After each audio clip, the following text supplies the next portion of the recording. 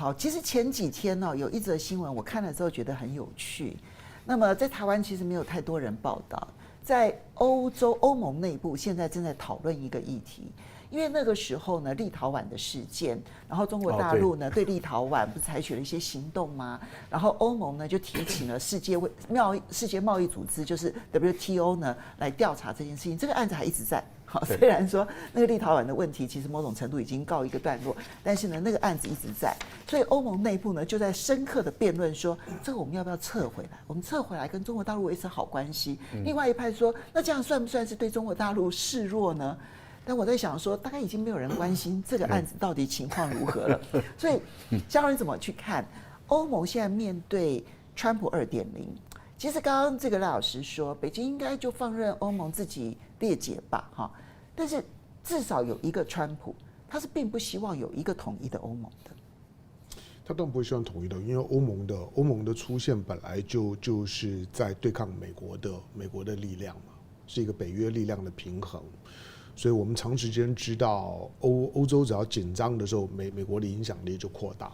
所以像俄乌战争呢，让美国呢取得了巨大的优势跟利益，因为欧洲国家怎么可能凑也凑不出泽伦斯基所希望的20万的维和部队，那开玩笑，连2万都凑不到。对，就是天方夜谭。何况就泽伦斯基在讲维和部队的时候，有波兰说可以出5万，那就由波兰来。那就波兰出就好了。波兰早就想染指乌克兰，早就想去乌西了。因为它有个根本的问题啊，是大家忽略掉，就是维和部队只有在非联合国常任理事国在介入的战争当中才有可能出现。一个联合国常任理事国直接参与的战争，俄罗斯这战争怎么可能会有维和部队呢？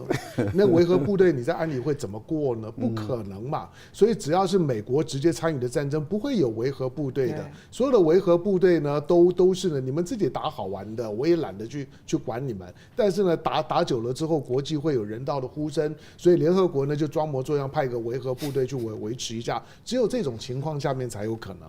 只要是呢联合国常任理事国，美国、俄罗斯直接介入了战争，不会有维和部队的。好，那现在的欧洲呢，处境尴尬，因为我觉得根本的问题是因为欧洲对于他自己的本质或问题，他没有认识，就是因为欧盟是一个统合体。欧盟的境内呢有这么多的主权国家，这些国家即使放弃了单一货币，可是主权仍然是存在的。这些的主权国家所组成的一个统合体，它一定是多边主义，它必然是多边主义。不是多边主义的，就是说呢，政治架构跟政治主张在欧洲是不可能运作的。所以欧洲一定是多边主义，但是美国是单边主义。所以呢，它跟美国跟欧洲就出现了本质上面的差异。那这种的多边主义，他现在看到了川普的这种的扩张主义。川普是美国，他已经堂而皇之的表达了，就是说美国的第3阶段的扩张主义的企图。所以我刚刚跟阿亮在想的呢，有一点点不一样，就是说一个不排除用武力要吃掉格陵兰跟巴拿马运河的一个总统，怎么可能会拿到诺贝尔和平奖呢？就是我，更何况就是说今天他根本就不 care 那个什么他就不要和平，他要的是美国的壮大。欧盟接下去呢，他会面对除了冯德莱恩以外，我们看到贝尔伯克呢，这个呢在欧洲最讨厌女人第2名，那。他最近呢，对中欧关系的表述也有点改变哦。他认为欧盟应该要制定一个呢独立于美国之外的中国战略。换句话说呢，对中国的态度呢不应该呢是跟着美国走的。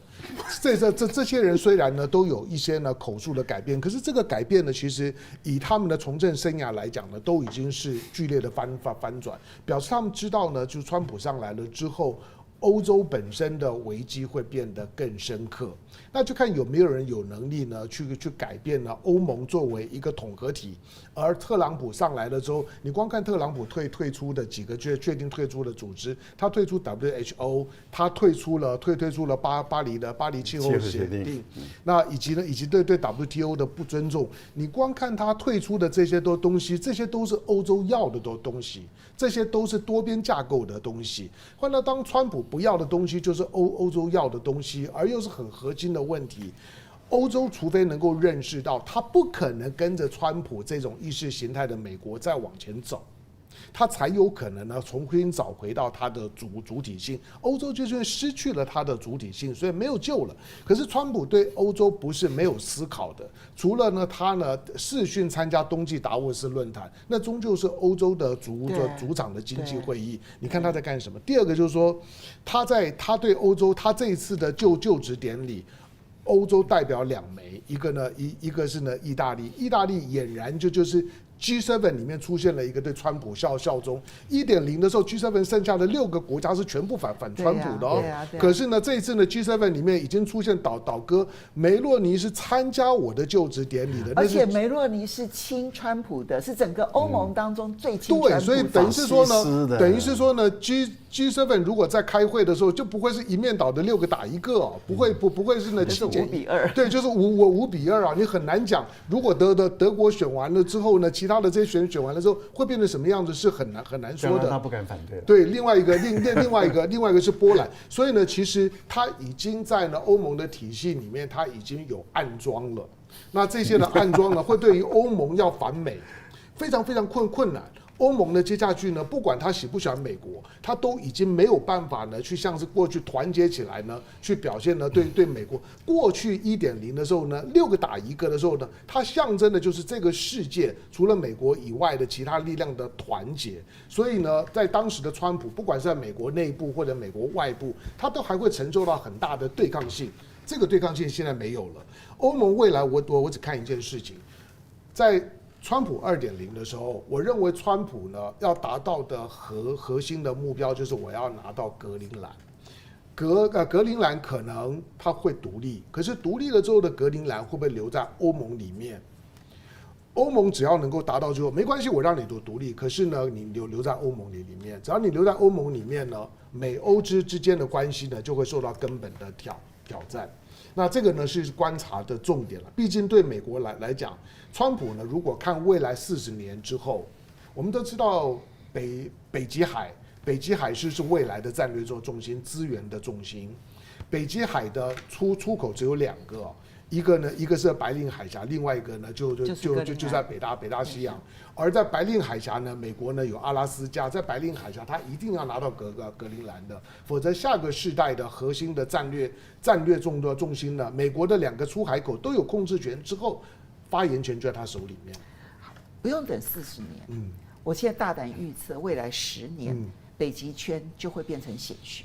对啊，你按照现在的气候变迁速度，因为他点到我了，您要回应一下。不可以啊，怎么可以我点名就回应呢？2018、19，川普是被提名诺贝尔和平奖，朝鲜半岛提名是有可能。2020又再度被提名，因为亚伯拉罕协议，所以他是被提名过2次的啊。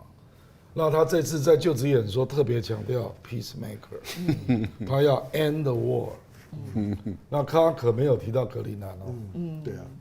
而且格陵兰独立的话，它跟美国建立特殊的关系这件事情，跟世界和平也没有产生伤害啊。是了，就是我现在就看说没有伤害，看他怎么样取得对。严格讲，就我说那是势力范围，他就是要把格陵兰变成是美国的势力范围，达到这一步就可以了，他就够啦，就可以了。对啊，现在军事基地就是他的，就他那本来就有一个图勒，就像巴拿马运河，他不用真的收回，因为巴拿马运河真的收回，他要去处理，其实还有它的困难性，因为巴拿马的反美情绪就会高涨。可是巴拿马运河的港口的主控权给了他，然后呢，这些船运的费用降低，他就赚了。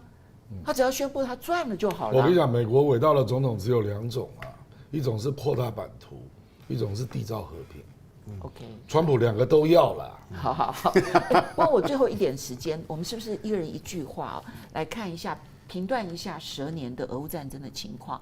习近平跟普丁通电话也有谈到俄乌战争。那么，其实这个川普跟习近平通的电话当中。其实应该也有谈到俄乌战争，你们对于即将进来的12年如何看俄乌战争？我觉得普京要的当然就是断然决然的乌克兰要说他不加入北约。我认为是他甚至要乌克兰解除相当程度的军备。这个他倒不会一定要求啦，可是我觉得他也会相对要求欧美要解除制裁。OK， 叶谦，我觉得中俄的这个电话啊，是第一个证明，就是说未来川普4年内，中俄会联手来对付你川普。如果你川普想要硬的话，那中俄就跟你用硬的哦，这是第一个。第二个，在乌克兰的战争这个部分啊，已经证明了川普毫无能力，一点办法都没有。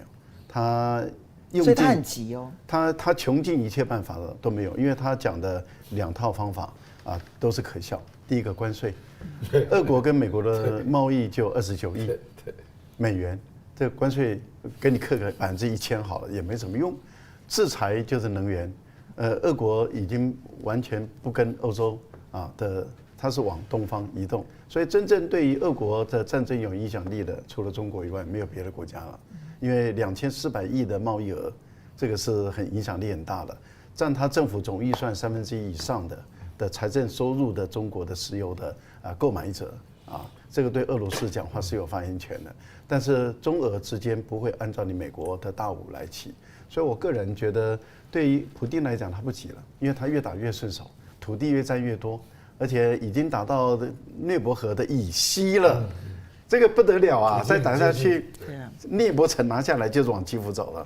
小荣，我觉得俄乌战争要结束不容易了，因为川普上来了，川普让所有的强权国家都知道未来100年的世界会是一个怎么样的游戏的形态。哇，你讲到100年了。我们之前讲过，就是说春秋时代，我们读春秋时代大大小小的国家有100多个，但是呢，进到了战国时代，大大小小的国家剩下20个，就是那些国家那些国家呢，因为都在菜单上面，它就被吃掉。像我们赖国就被并吞。他就很简单，他就是当今天的川普很明显的表现出了对于周围的势力范围的扩大跟领土请求的权利的时候。我俄罗斯战争都打到这个样子了，我怎么可能不建立自己的势力范围呢？这场战争本来就是要建立它的安全边界，可是以川普的胃口来看呢，普京觉得说，那我的胃口是不是太小了一点？我们一桌吃饭就这几道菜，你吃的这么凶，那我难道不吃的凶一点吗？这场的战争呢要收尾，川普上来了，我认为反而就不容易了。那再加上今年呢是反法西斯的抗战胜利的80周年，是俄罗斯的反法西斯胜利的80周年。反法西斯在这场俄乌战争当中是有意义的。对，那就看他要去怎么样去表现这个意义了。以今天的势力范围来讲，我觉得我一直认为俄罗斯既然打到这个样，也已经付出了这样子的代价了。川普也已经上来了，他如果不能够拿下敖德萨，能够呢让乌克兰彻底失去在东欧去牵制他的可能性，这场的战争都不算胜利。好，我们可以继续观察。当然，过年了，那希望大家还是能够开开心心的哈。那在这段期间呢，少不了川普震撼，我们会持续的观察川普震撼。龙年的最后一集要谈很多的川普，但是我相信蛇年我们还是会继续的谈川普。要非常谢谢大家的支持，也要非常谢谢郑亮、岳谦，新年快乐！不要忘了下个礼拜五，我们风向龙凤配同一时间再见，拜拜。